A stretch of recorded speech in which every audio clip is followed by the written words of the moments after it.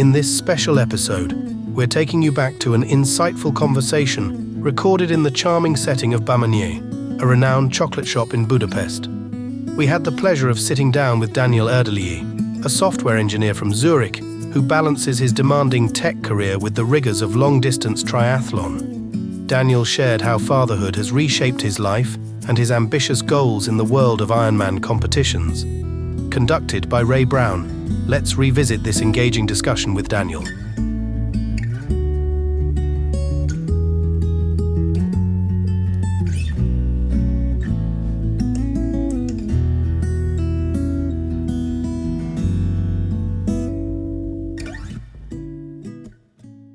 Please introduce yourself. Yeah.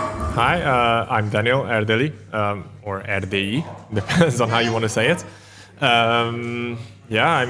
What can I say? I'm a 35-year-old fresh daddy. I love it. 1.5 years old baby is sitting in my lap, called Bora. And about myself, I'm a software engineer. You are? Yeah, I live in Zurich, Switzerland. You live, Zurich? Yeah. Because of the job opportunity, I got the opportunity to work there, and I'm stuck there ever since. That's where we live. And besides that, I'm not SAP job by chance, right? No. Okay, I'm at UBS. Okay. UBS. Yeah. She's learning. Okay. It's okay. As long as she doesn't hit her head, okay. It's fine. Cool. And besides that, what I'm most busy with, other than the little one, is triathlon.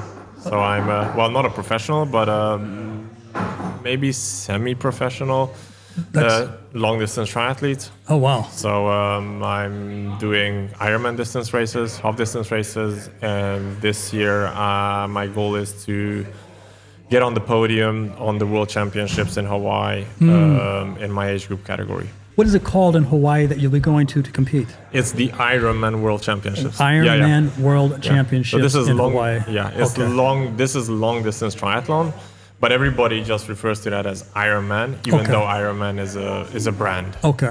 But they started the whole thing. The whole long distance triathlon was born in Hawaii, and since then that's where you have the World Championships. Almost always since COVID, things have changed a little bit. But long story short, it's going to be in Hawaii again. And I know I saw your sister many times running around Budapest. Yeah. Constantly in the zone, and a lot of times I don't even want to disturb her because I can see she's running and she's taking it quite seriously. Is this something that started when you guys were kids? It's no. Well, our father is a competitive swimmer. He almost got out to the Olympics from Budapest. Back in the days. Maybe that's where we got the love for sports. But I mean, I started with karate when I was small. I had my own dojo. I am a 3rd degree black belt sensei. Wow. But then I always looked for a challenge. Like, let's do a half marathon, let's do a full marathon, let's do an ultra hike or whatever. And then the Ironman also came into the picture, just as a bucket list item, to just get it done once. And things escalated a little bit, so to speak, because I quit every other sports I did, and I went full in. Now I'm training 20 plus hours per week, I'm competing at World Championship events. I'm considered one of the best long distance athletes in Hungary at the moment, and I'm hoping to stepping on the podium on the World Championships. Oh, that's beautiful. I'm working pretty hard on the dreams. That is incredible, just man. From a bucket list item. So I mean, like, me, I'm always curious about the backstory of people, like what puts them in the frame of mind to be in that space. Your father was a professional swimmer. That was his focus. He was in Budapest swimming against, I guess, nationally initially. And then he did he go into the international stage? Yeah, I mean, he was part of maybe you can also pull him in for a podcast after me. Okay. But as far as I know, he was in the national team. Okay. But he did not make the cut for the Olympic team. Okay. But I mean, I saw his set of medals. It's like 500 or 1,000. He's still swimming. I think his last race he swam was a month ago or 2 weeks ago. Oh, that's crazy. And he still won. And how old is your dad? 72. Swimming At 72? Yeah. Oh my God. And he still swims 50 meters faster than I can. What? Yeah. Oh Well, my- he's a sprinter. Oh my God. And I'm a diesel engine, so I'm not fast on the short run, but on the long run, I am better. Was he the type of father that pushed you to want to be into sports, that sort of thing, or were you just kind of in you already? I don't think so. And I'm a little bit sad that he didn't push me towards swimming, because in triathlon, swimming is extremely important. And if you don't learn swimming when you're young, then you're never going to be competitive. And now thinking of it, it would have been nice if I would have learned competitive swimming when I was young. But I mean, it was the good decision to not push me into something just blindly. So I was just like, just do something. And then that was karate. Okay. Interesting. And it's just you and your sister, as far as siblings go? What about my sister? Sorry. Is it just you and your sister? Yeah, as far it's as just two of siblings? us, yeah. Okay. And she's older or younger? She's older, 7 years. Oh, okay. Yeah. Gotcha. So she was she doing sports prior to you? She was running before me. She was the first. She told me to join her for my first half marathon because one of her colleagues got sick. And then I said, why not? I ran 2 times 10 kilometers in total till that day in my whole life. And then the race was like 4 days later. So I did, why not? 0 preparation, why not? Well, it hurt like hell, but I still got it done. And then that's where I started a little bit getting into running, but not that much. And then when I started triathlon, then that's where my sister got enthusiastic about triathlon. So because of me, she started triathlon. Wow. So it was a family affair. Yeah. And self-motivated. Where do you think this self-motivation came from? That's such a... Because, I mean, that's, a lot of people don't have that character about them, right? They're lazy. They don't want to do this. They don't want to eat right. The whole process of it. And another part of it is kind of like education a bit. Obviously, you've had and obviously in the home, there must have been a certain level of education to know what to eat, how to sleep, the whole process of that. But what was the inner drive for you think? Well, I'm always thinking about that a lot, and I honestly don't fully know the answer because for athletes, they tell us, so the most highest competing athletes competing on the highest level, they say that they have some sort of talent or genetics or whatever. I don't think I have any of those, but if I would say there's one talent I have is just the drive. There was, under the 10 years since I'm doing triathlon, I never had a single day when I lacked motivation. The fire is just always going. If I have a bad race, the fire goes even stronger, that I need to show that I can do it better. If it goes well, then I'm just starving for more. So I don't know where the unstoppable motivation is coming from, because everybody is struggling with motivation some parts in the journey, but for me it's just like always there, and it's always stronger, and I'm always hungry, and God knows why. I don't know why. My goal is to just understand what I am capable of, so I want to reach my full potential, whatever that means. If it's just the level I'm at now, or if I can compete on a professional level, or if I can just compete at the highest level in the amateur category, whatever that is, I just want to know the answer, what my body is capable of. And that's something I just enjoy, and it's always driving me forward. I have no idea where it's coming from. That's amazing. Wow. And it must be just a certain type of individual that just has this in them. Yeah, I guess either you have it or you don't. It's part of your characteristic. Hello. Your daughter is amazing. She's adorable. She's the best. For all those that can't see this and they're hearing this, he has a beautiful daughter sitting next to him. She's 1.5, you said? Yeah. 1.5, and it's amazing. And you all live in Switzerland now, right? Yes. Okay. Well, me, my wife, and baby Bora. Yeah. Right. I spent some time in Switzerland. I used to live in Montreux. Really? Yes. Oh yeah. Yes, well, that's yes. the French region. Yes, in the French region. Exactly. And you speak French? No. I can barely speak English these days, actually. I think your English is pretty good.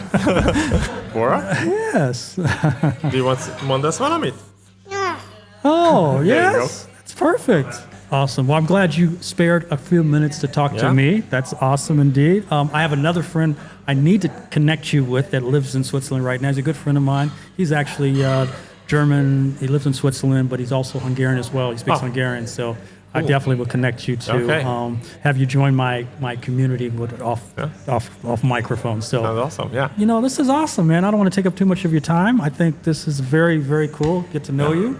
I appreciate the moment. I appreciate it as well. I love knowing new people, and you are the guy that I'm glad that sat down. Right on. Yeah, thank you very much. Cool. It was fun. My first real podcast, not just virtually. Awesome. Well, maybe on your next trip visiting your sister, we'll have to do it again. Yeah, why not? Right on. Yeah, thank you very much. Love it. Okay, cool, man. Thanks. Following our conversation with his son, our journey continues with Ferenc Erdelyi, who brings a lifetime of varied experiences from competitive swimming to international business ventures. Ferenc recounted his transition from the athletic pools of Hungary to managing a medical equipment business in Africa, offering a unique perspective on adapting to global challenges. Join us as we look back at this enlightening dialogue with Ferenc, exploring the depths of his professional and personal life. We were just talking to your son. He was telling me about him living in Switzerland. I lived in Switzerland a little bit as well, so enjoyed it there. And I also spent some time in South Africa. Yeah. So I'm blown away by that as well. So to start off with, what is your name? Ferenc. Ferenc. Frank. Frank. Yeah. Ferenc. Oh, a lot of streets are named after you, I noticed. Yeah. Yes. That's the boulevard. The boulevard, exactly. Yes. But were you born in Budapest? Yes, but I spent several years in Lagos, Nigeria. Lagos, really? Almost 8 years. I was working there. How old were you when you were there? I was 30. 30 years old. 30 years old. So you left Budapest at 30, and that was the first country you ever gone to out of the country? No, I was working for a international medical company, and I was traveling to Asia and Africa. I was in Sudan, Egypt, Ethiopia, Ghana, Mozambique, and then at a later stage, our company established a joint venture company with Nigerians, and I was the commercial manager there. Interesting. For 8 years.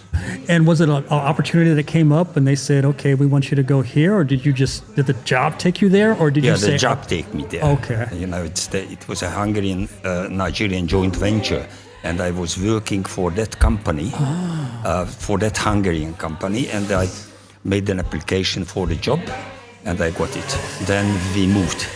Did you speak English at that point, or how? Yes, at the university I did. Okay, so you were fluent in English, so going there you could speak in English. And how was that was essential to do that. It makes sense, English, right? English-speaking country. Right. Yes. Otherwise, you can't make any business there. And how was the transition from being in Hungary, going into a foreign country like that? If how was it a shock, or was it? I was 29 or 28 after finishing the university. Then it was a huge, experience. So it was very, very interesting job. We sold medical equipment, hospitals to far away countries in the jungle. Rural areas. Rural areas, yeah. So it was very nice. To have people there, they didn't even see white men before. Right. Yeah. So it was very interesting. Very nice people, and very good experience. So you're a professional swimmer prior to doing this job. Yeah. When did you start that? At the age of 6. No kidding. Balaton? Was it Balaton? Where did you swim? No, in a swimming pool. A swimming pool, okay. I was a member of the national team. Oh, wow. At the later stage, when I was 15, 16, 17. Wow. Then I couldn't get opportunity to go to the Munich Olympic in 1972. 1972, okay. 1972, then I finished. I see. I finished this swimming. Okay. Then I gave it up. Okay. Then I went to the university and, starting the job. Okay. Preparing for the job, because it's very difficult to live. To make your living from swimming. Right. It's impossible if you are not at the highest Olympic, level. Right. Olympic winner. Was it a hard transition for you? Because that was something that you really wanted to make it happen in your life. Was it hard to make the transition? Or? Yeah, it was very difficult. I understand. You know, it was open air, swimming pool, sunshine, all this stuff. Then you go into an office, so it was difficult. Oh, yeah. It was difficult. Yeah. I didn't like it at all at the beginning. I see. But then I started to, improve and started to travel all around the world, and that was already interesting. You had friends that were obviously you were competing with in that space, and some that probably did make it over there. How was that transition of seeing them? Do you still keep in touch with them? Some of them, yes, but South African. In Nigeria, there wasn't so many swimmers. I see. I was playing water polo at that stage for a club, and I was the only white person who played water polo there. Wow. And they played water polo there. Yeah. That's incredible to me. That's incredible. That was very nice. That's incredible because in the U.S., right? I'm from the U.S. I know. Water sports are not very black thing, right? It doesn't happen very much. No swimming and water polo, not. Yeah. So when I hear about in Nigeria that this was the case, it's phenomenal. But there was a team. Okay. How was it called? Ikoyi Country Club. Okay. Ikoyi is an island in Lagos. Okay. And there was a country club, and at that country club, they had a competition, national competition. So we traveled all around Nigeria and playing water polo games. Unbelievable. That's incredible. And do you still have friends from over there? Actually, my colleagues at the company, I have a competition. I mean, I talk to them and meet them sometimes, but the others not. I see. Interesting. So then once you left the competition and then you started living in Lagos doing business, and especially giving I can imagine in these rural areas, you probably saw things that you probably never seen before. You're giving them things that really help them be healthy, right? I mean, that was the whole idea. Yeah, that's what the idea. Yes. Look, for those people, who never saw even a doctor, and then we established a mobile clinic in the rural areas. So they were very happy with that.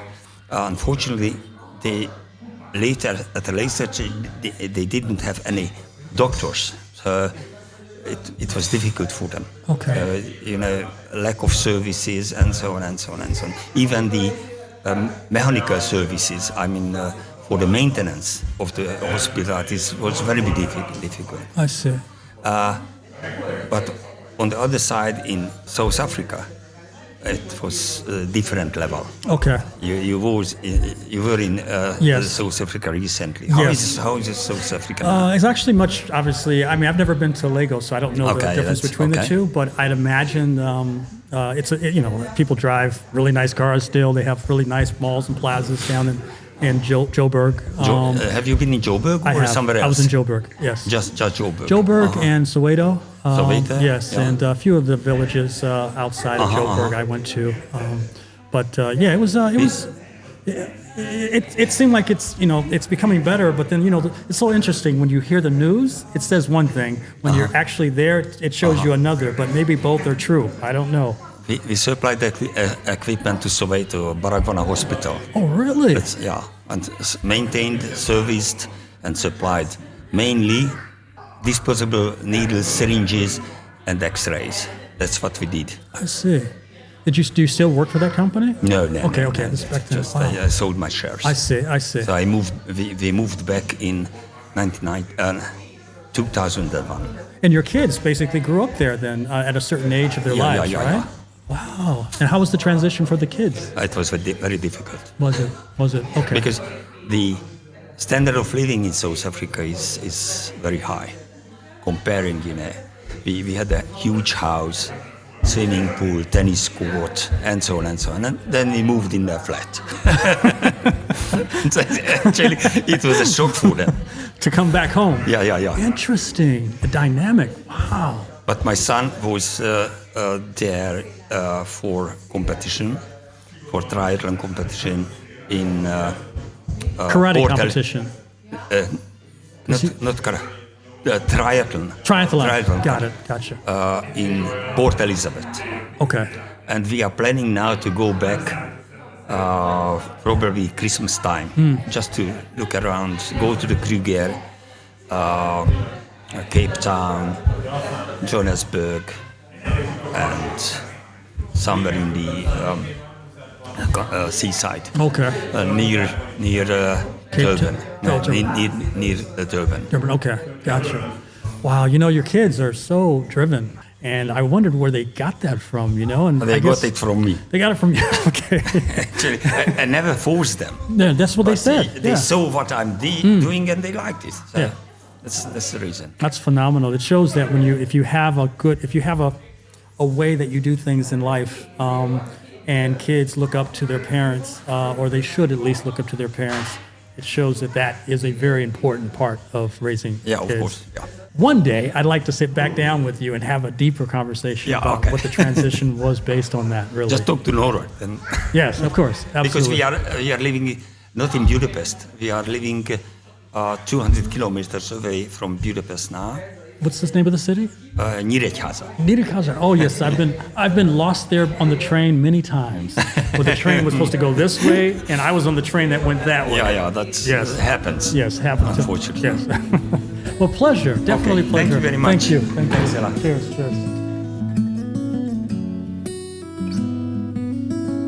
Thank you for tuning in to today's episode.